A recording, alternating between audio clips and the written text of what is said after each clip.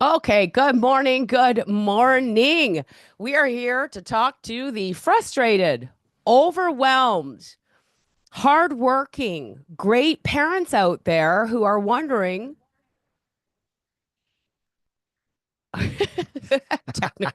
technology, who are wondering, what am I doing wrong? Why isn't this whole gentle parenting thing working for me? Why won't my kids just listen to me? What's wrong with my kids? What's wrong with me? All of these things start going on in our minds. But what if your child's defiance isn't defiance at all? What if there's an underlying message going on that we're unaware of? Could that be a possibility? Now, as you're joining us, we're live. Where are you from? How many kids do you have? What's your biggest parenting struggle? This is our Thursday morning live Q&A. But as we're waiting for people to join us, picture this.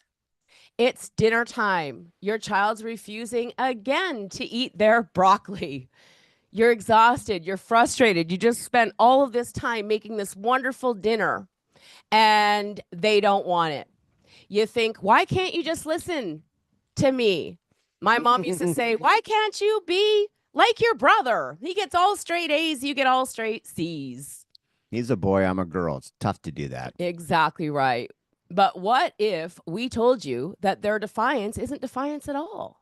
What if you've been missing the signs that they're really trying to tell you with their meltdowns, with their defiance? You see, when we're taught that it's normal for children to test your boundaries, it's normal for them to have meltdowns, it's normal for them to have temper tantrums, then we as parents are missing the signs of what our children are actually trying to tell us. So today, we're going to dive into what's really going on behind your child's stubborn or strong-willed behavior, how to decode your child's actions and respond like a leader versus trying to manage their behavior, and simple steps to turn power struggles into cooperation.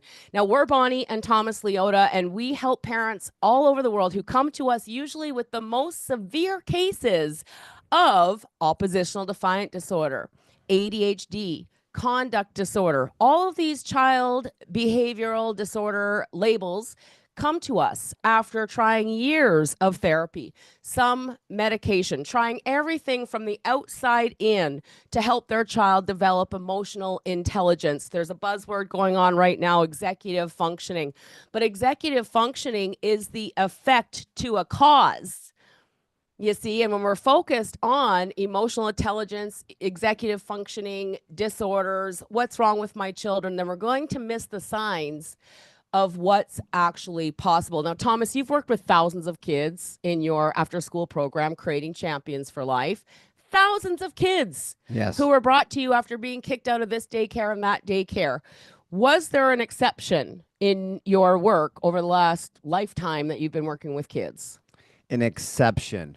Yeah, like something was actually really wrong with this child who couldn't cooperate.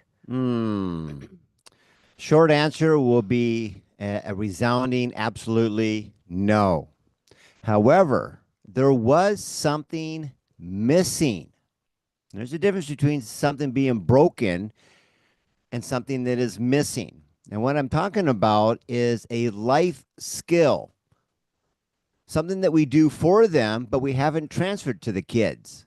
And the whole game is to allow them to be able to do everything all on their own without who, Bonnie? Without us. That's the game. Yes. But what I found is that 99.99989% is most parents in the parenting world right now, one, don't even know that there's a game.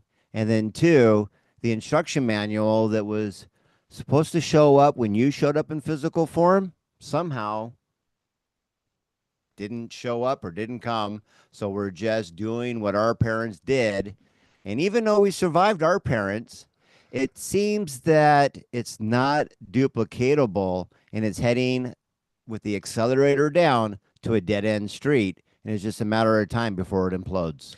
Absolutely. So I want to take a couple minutes and say hi to some of the moms in our group. Holly, hello, good morning. Angela, Nicole and Rachel Hamilton, good morning. Jessica from South Carolina. So we've got South Carolina, we've got Florida, we've got Texas going on here, we've got Alberta going on.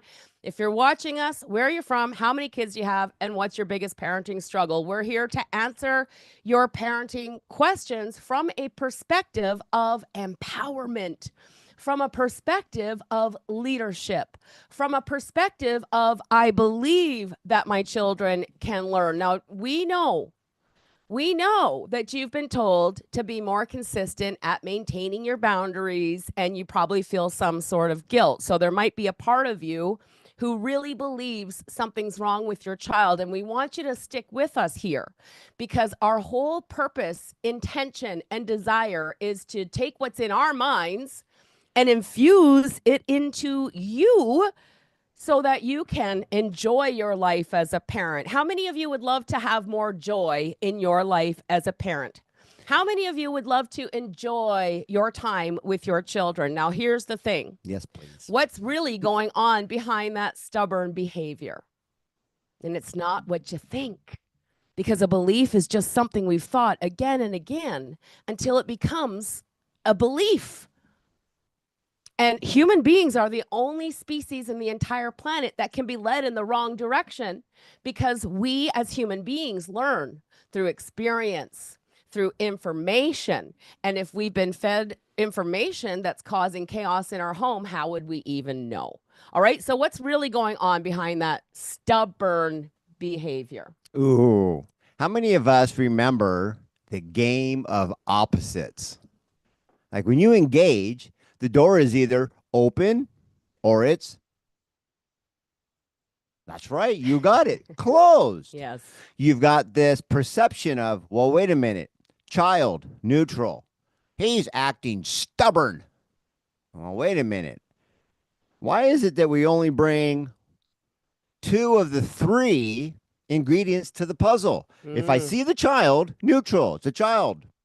And your perspective is he's stubborn. Well, what's the opposite of stubborn? How about determined, independent, wanting to do it in a unique way that's not your way, kind of like how the thumbprints are? You see, so if you're going to call the child stubborn, then you got to at least make sure you're bringing all the pieces to the puzzle. If you're going to call him stubborn, there's a part of him that's determined, passionate, driven, independent. So now we can exercise what is called free will. You can wake up in the morning and look at this kid as, you little stubborn SOB, or I see a little genius who's just embracing her own uniqueness, and he picked me to show them how the world works, not tell them how I want them to do it. And so if you are going to have a power struggle, well, what's the opposite of struggle? Smooth, cool, calm, and collective. See, you have a choice with your reticular activation system. It's called free will. You can choose to see whatever you want to see. Whenever you choose to see, called I can't or I can, you're right. Because you'll always find what you choose to see, smell, taste, touch, or hear. When that game gets crystal clear, my question would be is, if you could choose a, wow, look at my strong, independent child, or I've got myself a stubborn one, why would you pick stubborn if you had a choice? Now, if you don't know, you don't know. There you go. But now that you do, whatever you choose will manifest. Yes, exactly right. So I want to just translate that from mom to mom, from Tom. So Tom is this brilliant mind who was diagnosed with dyslexia when he was a child, which gives him the ability, this is a superpower. He can see all of the different ingredients, up, down, neutral, right? Morning, noon, night. There's always the power of 3. But when we're taught that our strong-willed child should just come out of the womb and sit there and do what they're told to do without any thoughts, without any feelings, without anything going on inside of that little child's soul, that they are born just to follow your direction, this is where we fall off the edge of the cliff, parents. Because doesn't it make sense, and I'm looking for comments here, doesn't it make sense that your 1-year-old 3-year-old, 8-year-old, 14, 15-year-old, 31-year-old. Doesn't it make sense that you have your perspective and from your experiences on what you'd like to see happen? But doesn't it also make sense that your child might have a perspective of their own and a desire of their own without the ability to communicate what's going on inside their soul because they're children? Does this make sense on some level? See, when I was a young mom and I had 4 kids under the age of 6, I know life was very busy and it was very difficult. You had to have 4 kids already out the door on time. And so, as a mom, and I'm trying to follow them all around and make sure all their stuff gets done, and I'm going out of their way to serve them breakfast and all of this stuff. And all there was constant chaos and stress, and it was extremely overwhelming. So, I can personally relate with you here. But what if you could set the stage, create the environment that allows free will, and we start teaching our children the truth about how the world works? The actions you take, little Timmy, will cause an effect. It's called the law of cause and effect. You do this, you make blank happen, versus I'm your parent, you need to listen to me because I'm older and you're little and what you say doesn't matter. Is this making sense to you guys? What thoughts are coming through in your minds? And I'm just going to check the comments here as we move forward. I absolutely love that, Bonnie, because we're all kids, whether you're small or big. Just think kid, opposite of an adult. I'm lost. Wow. Congratulations. Did you plan to be lost? No. So it would be safe to say that something, we can't deny, something got us too lost. Dramatic pause for the thinkers. Well, wait a minute. If I'm lost, that's the effect. There has to be a cause. Whether you know it or not, gravity doesn't need your permission to work for you to understand it. And so when they don't know that other piece to get lost, that's your awareness to show, well, congratulations, everything's working perfectly. There's something missing, or there's something out of sequence. Mm-hmm. Yeah, it's kind of like that's how simple baking it can a really cake. be. Baking a cake.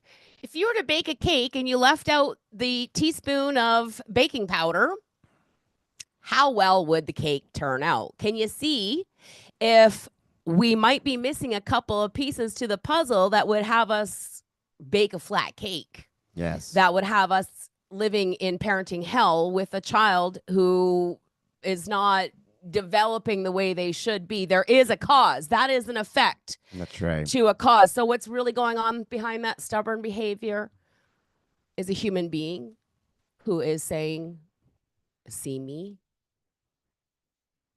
hear me, empower me, validate me, guide me, show me what to do, because I am a child and I don't have the life experience that you have, mom or dad.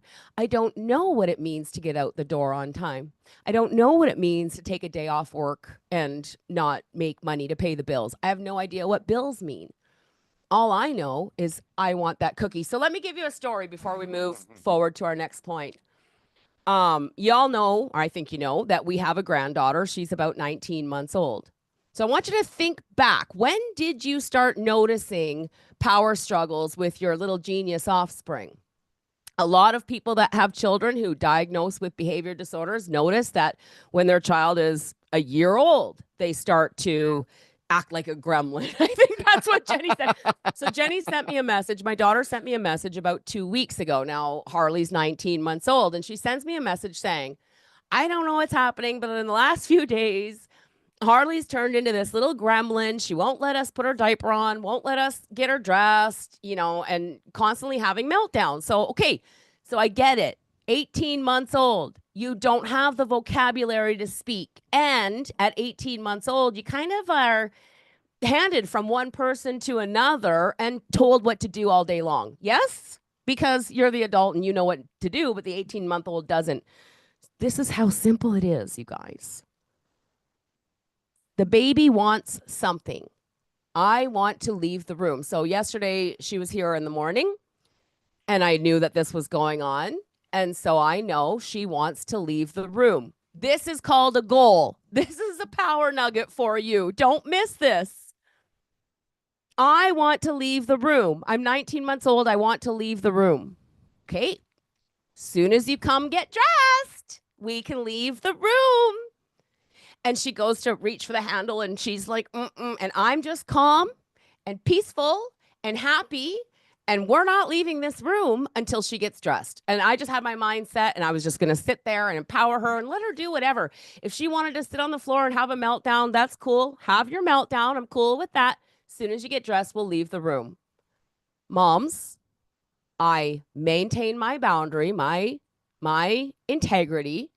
As soon as you get dressed, we can leave the room.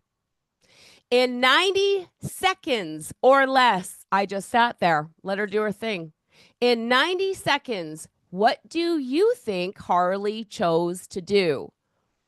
Now, I'm using a 19-month-old baby because sometimes we have a 2-year-old or a 3-year-old, and you're like, well, they don't have any goals because they're not really old enough and they can't really talk. Don't have any goals. All day long, I want to leave the room. I want my baba. I'm hungry. She'll point at things. I want to play with that, empty lipstick case or whatever it is.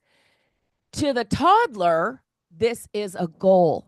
This is what they desire. And if we're so involved in what we know what needs to happen today, and we don't take the time to recognize that our little children, now I'm using 19 months, but it doesn't matter. They could be 5, 8, 15, or 25. It does not matter.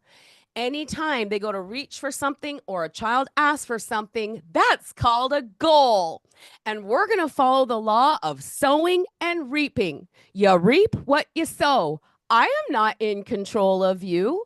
I am here to guide you. I am here to be your leader. I am here to show you how the world works. I'm here to listen to you.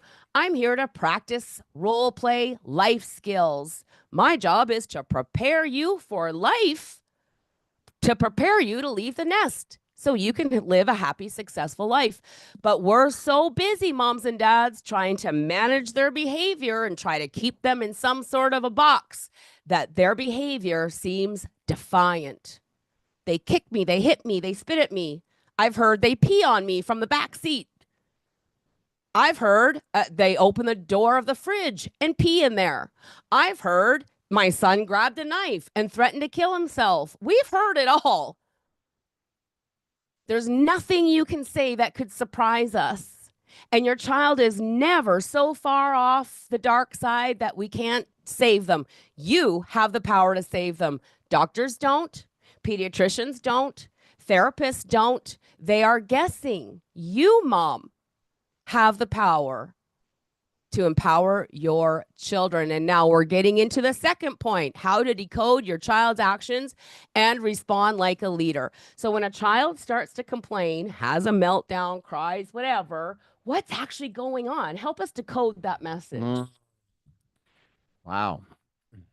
What if it came down to just simply two things? If I knew how to do it, I would have already done it. So they either don't know how to do something. They're babies. They come with a blank slate. They know how to cry, and then everything else is learned after that. So they either don't know how to do something, or they've learned, or we've trained them, that if they squeak, they'll get the grease. If they act a certain way that you don't like, you'll quickly come in and give them what it was that they wanted. So they either don't know how, or they don't want to do what's required. They don't know how, or they don't want to. Now remember, we're not born like spiders, so we know how to spin a web. Kids are not born, and there's not a magical age. Just hang in there, mom. As soon as they're about 10 to 12, they'll just wake up and I now know how to make my bed. You see, everything is learned, but the process of showing them, right? Where's our little show? Show them. This comes back from the ancient game called Monkey See, Monkey Do, because I don't know anybody who was talked into walking. And so when you tell them what to do, one ear and out the other, but boy, isn't it amazing on how they know exactly where to get the cookies that you hide? Because they saw you put them in there. And we've also been learning to sell them that they found it versus, wow, look at you. You are a little genius who's here to embrace their own uniqueness. So the decoding is they don't know how. Or they don't want to. Or they don't want to. Because you'll do it for them. Even if you get angry and fine, I'll just do it myself. Let's go.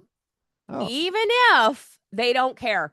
It's not that your kid doesn't care about you. Obviously, they love you. You are their trusted advisor. Right. You're their parent. They will love you forever. They might not like you every minute of every day and vice versa.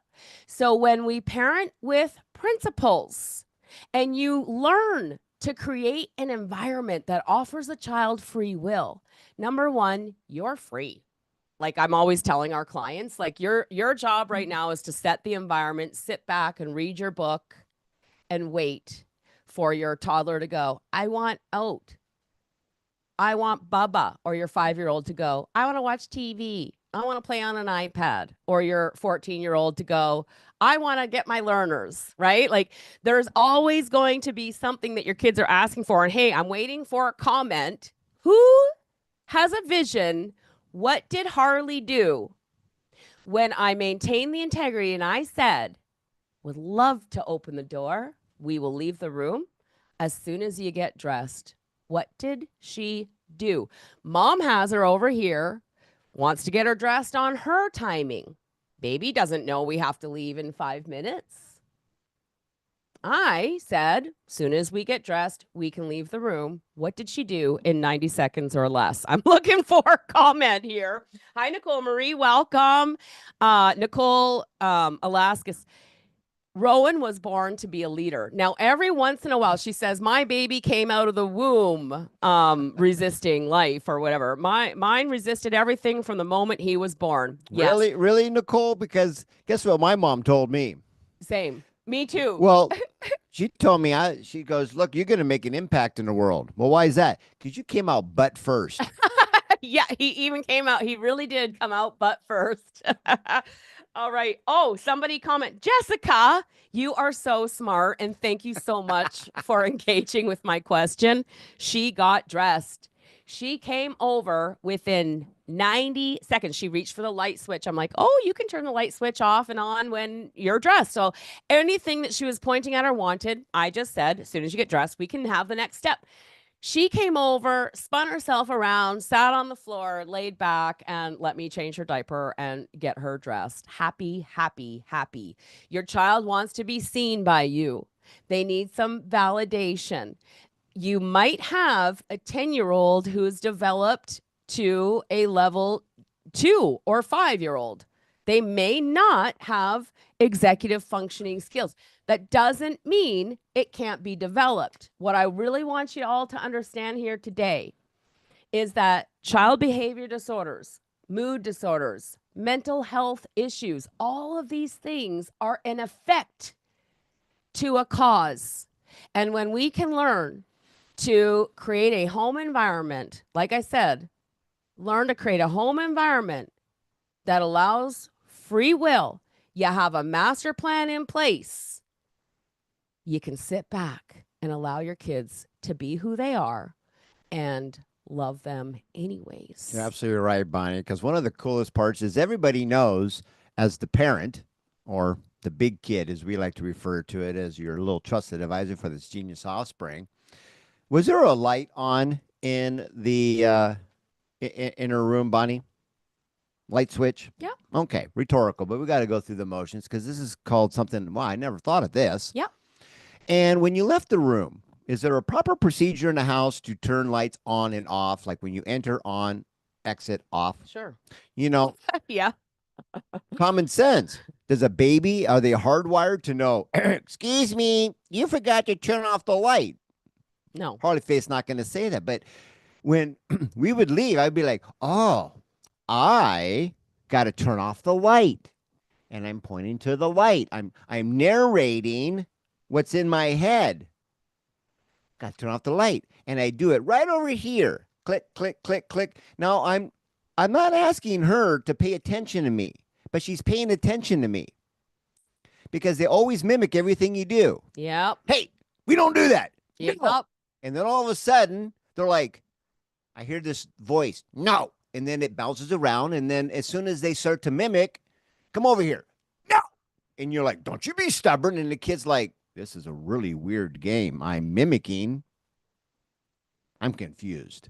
And you'd be amazed on how once I show her the switch, and then I take her little hand when she wants, she goes, she's reaching and then moving it so she can feel it. She can actually sense it. Am I able to leave the room now, Bonnie, with the light still on after doing this? And Harley Faith, she has this really cool little voice, and you just listen to the language. And we'll be leaving. I'm like, huh, did I forget something? Was it the light or vacuuming the floor? Something really crazy. And she goes, eh. And she'll reach towards the switch. And she loves being part of the process. Matter of fact, I don't even turn off the light anymore. It's something that when we pick her up and we're walking out, she likes to play with the switches. Now, when I walk down the hallway, how many more light switches do you think there are? How many? Lots of them. And in her world, that's like a new toy. Well, yes. So what you're saying is you spent a lot of time with Harley in proactive attention. Guys, your children want your attention and they want your love. That's really what the underlying stubborn behavior is. We can give them reactive attention, which is constantly correcting their behavior. I just want you to imagine, just for a minute, like stubborn or independent. I come to your house or your mom or whatever, whoever you can picture. And from the moment you open your eyes in the morning, I'm like, okay, time to get up. Let's go. We got to get to school. Get out the door on time. Come eat your breakfast. Harry, get over here. Get. How many dictations would I have to give you before you want to punch me in the face? 5. Before you have a meltdown? Before 3. you tell me to take a hike? See, nobody likes to be told what to do. We've got to lead our children.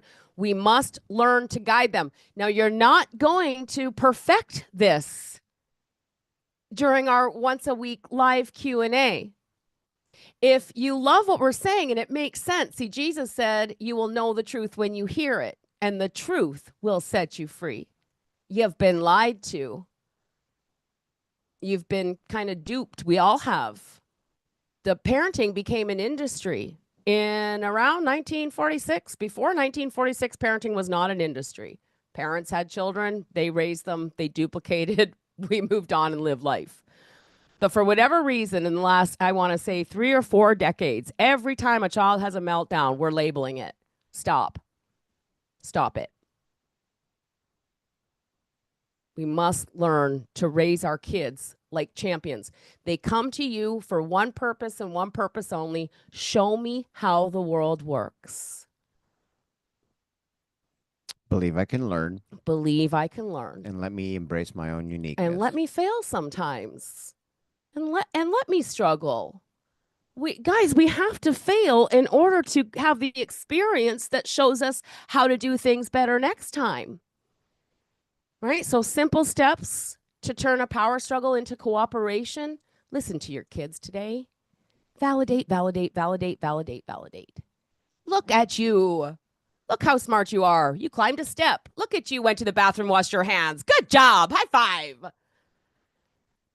Oh, you want a cookie? I'd love for you to have a cookie. That is called a goal. Let me show you what you can do to make a goal show up. Now, guys, I want to encourage you. We have been making changes to our membership. My desire when we launched Creating Champions for Life was that every parent in the world could know about Creating Champions for Life, that you would be able to have the tools to really master this. You know, we don't learn to drive a car by being lectured at, then we get in a car and drive down the highway, do we? We read a book, we pass a test, we have some instruction, then we drive with a licensed driver for like a year, and then we can drive a car. What makes us think that learning how to parent our children with empowerment is going to be any different? You're going to be made aware of some things here during our lives. We do the best I can.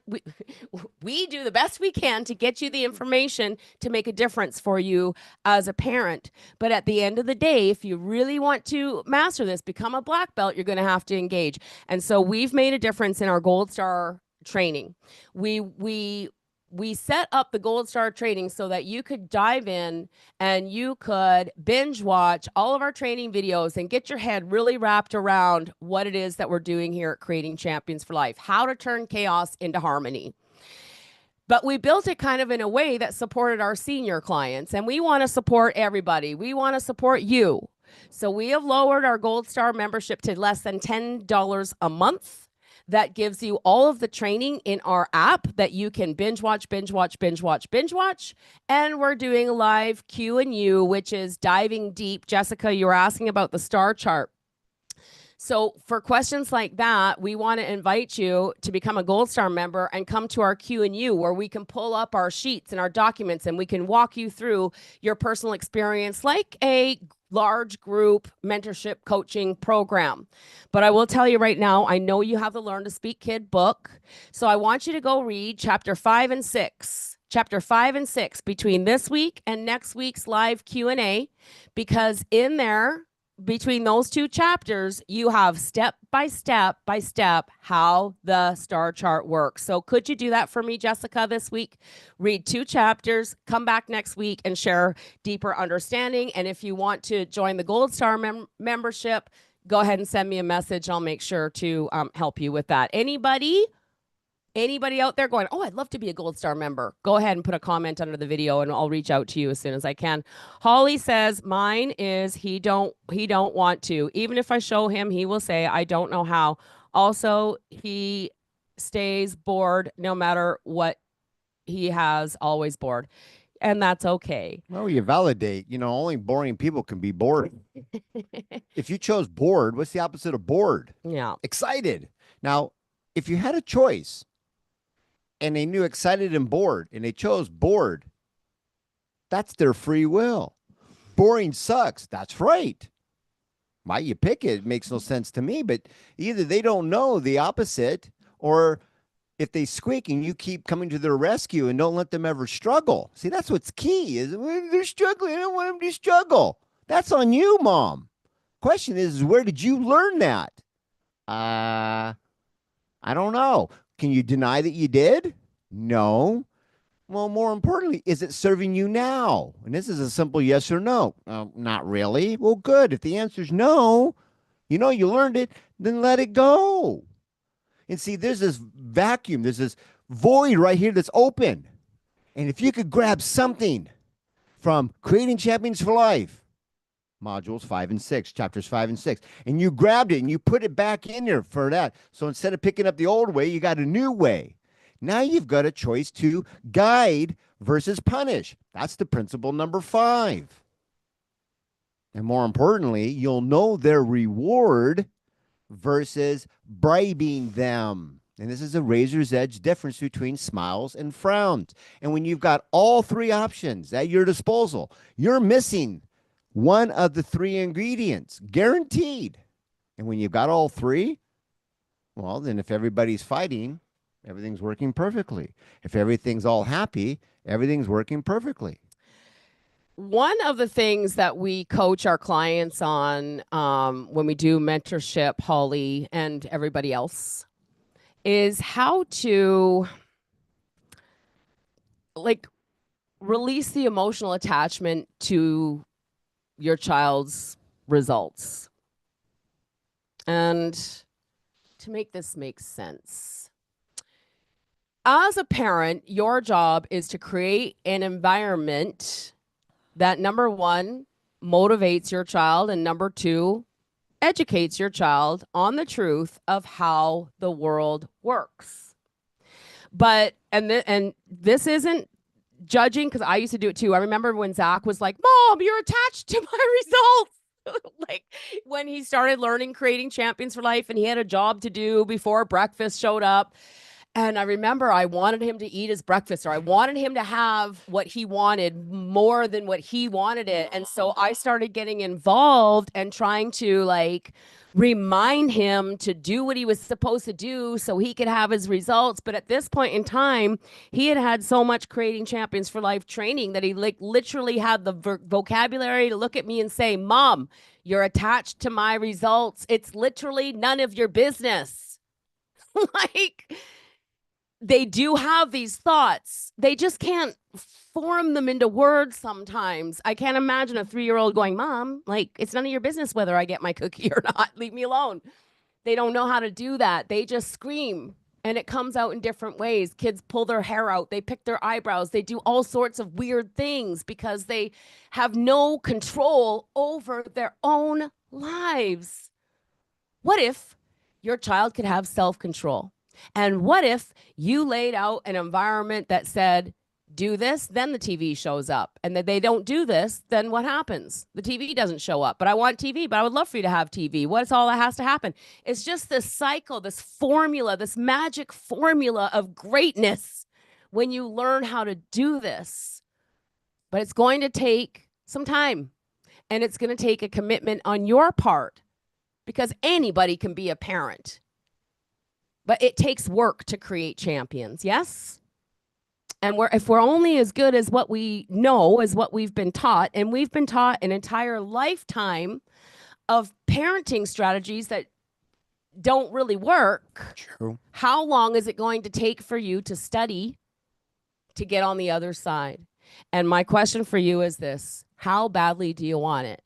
How badly do you want cooperation and harmony and joy?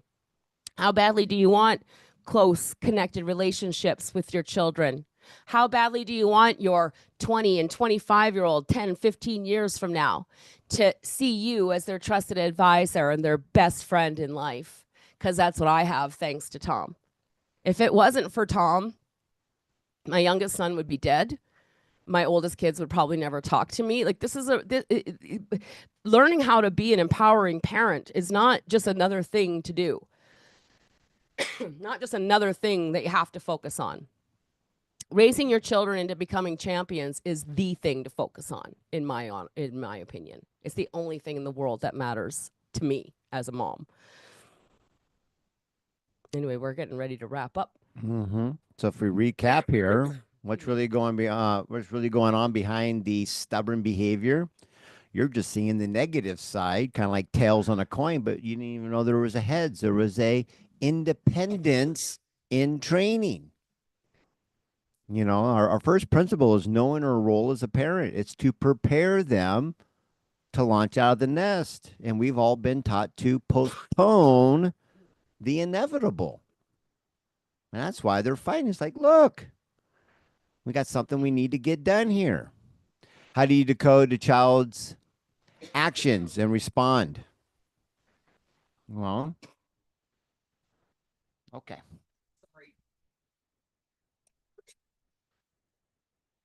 So the actions is that they're doing something. Well, look at you just doing something. We have forgotten to validate. Just recognize that they're actually learning to walk. Do you remember the first step? Woo, look at that. Look at you go with that 1, 2, and then fall. Woohoo! You went from 0 to 2. Why would we spend any time on what they didn't do right and just give it all that they did correct? Because then they'll do more. And then power struggles and the cooperation. Well, it all is about the intention. What is your mission statement? What is the purpose that you guys are together? And that's how simple it truly, truly is. Once you have a master plan, everything just falls right into place. So, with that all being said, We will see you next Thursday. Write down any questions that you have. Send them in, bring them next time, and allow us to give you that third option that's missing. And of course, until we do meet again, let's celebrate here. Here's to our parenting success. Cheers. Bye for now.